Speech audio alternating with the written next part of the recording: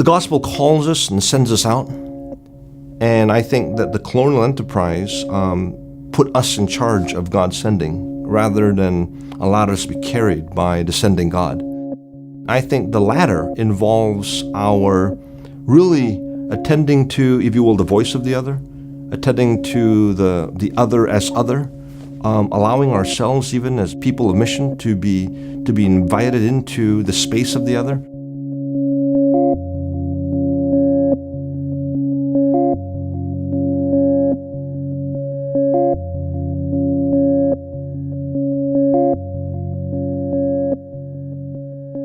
When I think about Pauline mission in Luke's perspective, the last chapter of the book of Acts, that's where, of course, you shall receive power after the Spirit comes upon you. You shall be my witnesses in Jerusalem, Judea, Samaria, and the ends of the earth. And Acts 28 gets us to the ends of the earth, to Rome.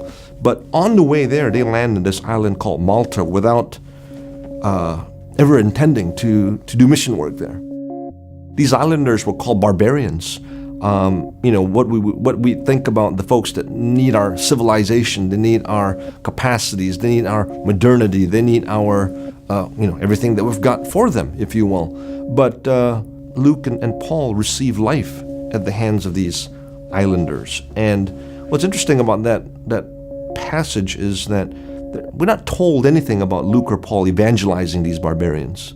They prayed for him, the leading Publius, the father, and he was healed. And then, even after that, they were blessed and sent on their way. Well, a church came out of that, quote-unquote, missionary experience.